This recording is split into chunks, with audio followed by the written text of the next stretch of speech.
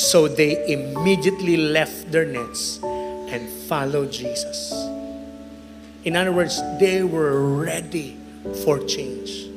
Wala na lagi paabot og mga, Lord, amo sa ni i-pray kung mukuyog ba mi sa imo. You know what they did?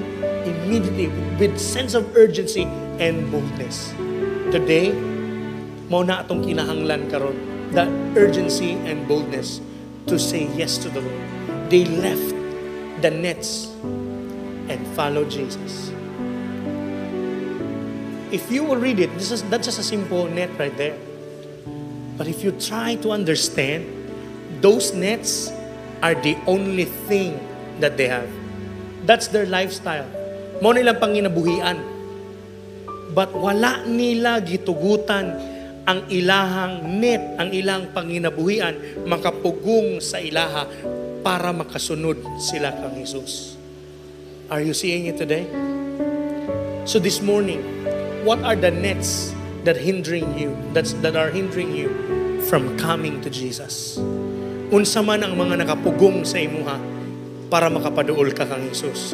Today is the day that the Lord has made. He has begun a good work in your life. You did not see it yet, but He's starting already. He's changing the atmosphere already. He's doing something bigger. But are you ready?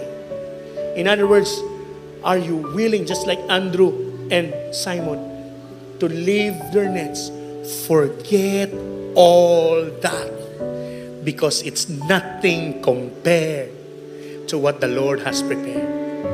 For the nets could be those unforgiveness, those bitterness, those wounds, those hurts that try to hinder you makapugong sa imo. Gusto na kamo paduol kang Jesus, kaya lang naapay dagan mga bisyo, mga mali nga relasyon, mga bata, I don't know, si mga butangan. What are those nets? Those nets have become a trap for your coming to Jesus.